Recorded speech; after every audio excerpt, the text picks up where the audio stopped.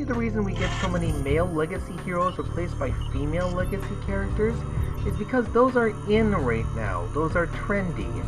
And that says quite a lot about the people replacing them. I mean, we've never seen any of the classic female action heroes get replaced so easily. It's always the male ones for some odd reason. Oh, past me, you silly, sweet, naive, incorrect summer child. I hate it here.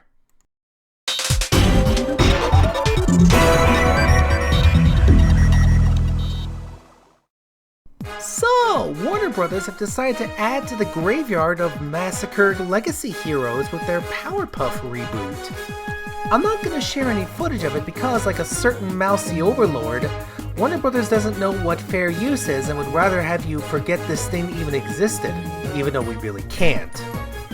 The basic premise behind it is that the girls are now adults and are trying to get the band back together, only now they've developed a lot of insecurities relating to the adult world, and drinking problems, don't forget those. Throw in some terrible special effects and some uncanny valley character designs, and we've got another real stinker on our hands, the likes of maybe Batgirl. It really does beg the question of why the Powerpuff Girls is so hard to get right. This is the third consecutive attempt at capturing the magic of the original, and so far, only one of them has managed to succeed. But why is that? I posit there are two reasons for that, so come aboard my gondola and I'll share a few reasons why the Powerpuff Girls will probably not be good again for a long time. Since when did you start saying girl power? I always say that. Girl power? The Powerpuff Girls is the brainchild of Craig McCracken. After doing some gift art for a friend while he was working at the California Institute of the Arts, he decided to do a quick short based off of those girls. There wasn't much complicated about it. He was simply tired of seeing Sailor Moon reboots time and time again, so he took these girls from the concept art and put them in a 66 Batman-inspired story. To be sure, a lot of the concepts for the Powerpuff Girls characters were inspired by things from Craig McCracken's past. There was the classic anime dubbing for the way Mojo Jojo talks. There was the Blue Meanie's chief leader as the inspiration for the demonic hymn. The first pilot didn't go over so well, and he suspected it was because of the design of the girls, but was told to stick to his guns and decided to make a second pilot that went a lot better. The first 4 seasons were helmed entirely by Craig McCracken, and they're some of the best of Cartoon Network's initial offerings, alongside Dexter's Laboratory. What works so well about it is that it's a refreshing change of pace from the typical superhero series. At the time, Cartoon Network had been broadcasting reruns of Batman the Animated Series and the like, and this time they had a series all of their own. What makes the series have such a broad appeal is that it is able to appease both genders. It's cute girls doing cool things, but it's a lot more than that. While a lot of this series may appeal to the feminist power fantasy, it isn't really that either. The girls defeat the Rowdy Rough Boys with what makes them uniquely girls, and we have a character like Femme Fatale who is intended to show the dark side of feminism, but feminist theory was not really a part of this series' identity. Instead, I think what made this series work is that it felt so genuine, for lack of a better word. True, we had a lot of cartoonish concepts, but it wasn't wacky, goofy, or silly. It was simply a superhero cartoon that happened to star a trio of young girls as the principal protagonists. The series leaned into this by giving the characters age-appropriate plot lines. Blossom had to deal with jealousy of others in Eyesore, Bubbles' love of animals was tested in Helter Skelter, and Buttercup had to deal with greed and the Tooth Fairy in the episode Moral Decay. Another thing to realize is that the series was no more goofy than any kind of superhero cartoon. The girls even had a dedicated rogues gallery that were just as memorable as Batman's or Spider-Man's. The problem that arose with the Powerpuff Girls were people that didn't quite get the idea of what the show was supposed to be. Don't get me wrong, I love the movie, but its darker elements made it feel like it was leaning too much into the dark side of superheroing. Once Chris Savino had gone from the last 2 seasons of Dexter's Laboratory into the last 2 seasons of the Powerpuff Girls, he really upped the wackiness level of the series. All subsequent entries have had to deal with this problem. There was the Powerpuff Girls Rule, which even though Craig McCracken had helmed it, was once again a very wacky kind of story. Once the 2016 series aired, the concept was practically a farce. It didn't help that the numerous continuity errors painted a picture of a series that was unfamiliar with its past self. Only the anime adaptation managed to avoid these problems, and that was accomplished by setting the series as an alternate universe.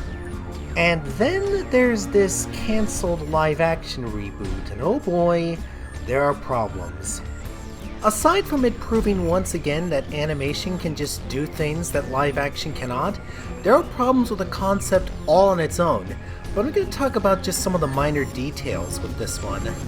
Once again, it falls into the trap of using adult elements to subvert a children's property. It's that classic joke of, you know how this thing is obviously for kids? What if it wasn't? Much like Velma before it, this means it doesn't have any substance beyond the joke because there really isn't any joke beyond it. And while Buttercup becoming a firefighter is a good course of action for her to take, she's not using her powers, or at least that's what's implied. Why not? Any superpowered level of firefighting could do a lot more than just the firefighter's hose, and, well, I hate to say it, but the colored character of color, slip of the tongue, being the only one who not run away, that makes the 2 white adjacent characters look worse. I'm not saying there's any agenda going on, I'm just implying it. However, the one worst affected by this is Blossom, who has been given the classic Jake Skywalker treatment. I'd believe she could run away, you know, if she was still 5, but Blossom is a classical hero, and this kind of character wouldn't just run away from their mistake, they'd try to correct it, make up for it, even try and clear their name. Also, pairing her up with Mojo's kid, that's just wrong. My girl Blossom has been done so dirty, I'm so sorry. It's no surprise that this project ended up on the cutting room floor. It was just too much and the pendulum swung the other way too quickly.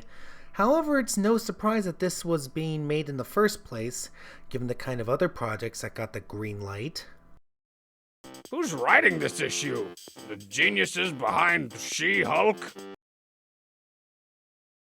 So when I first began what would become this video, the hot new remake on everyone's mind was that of Snow White and the Seven Dwarfs, Walt Disney's first feature film turned into a live-action movie that understood nothing of the original. On the surface, the CW Powerpuff reboot ended up looking like the same thing.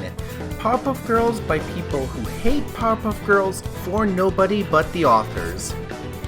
Originally, these two would be the sole points of comparison, except the live-action Lilo and Stitch recently crossed the $1 billion threshold thanks to general audiences. And it's once again the same thing. People who hate the original film try to tear it down by wearing its skin as a skin suit.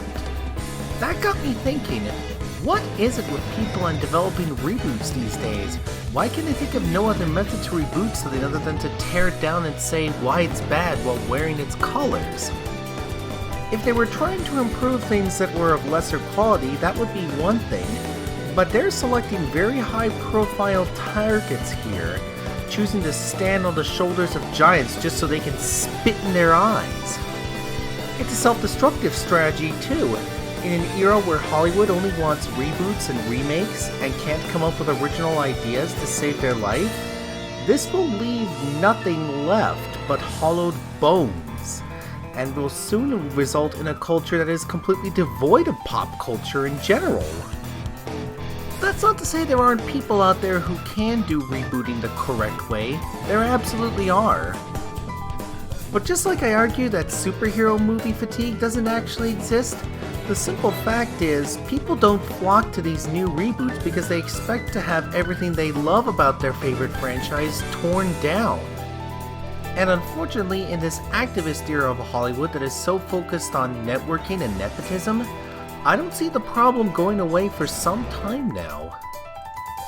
Even those who started off as storytellers ended up becoming activists in the end. Russell T Davies was both the man who revived Doctor Who and killed it for good. Stories have been passed around from generation to generation, whether orally or through other methods. Why is it only now we're suddenly deciding that Red Riding Hood should be eaten by the big bad wolf?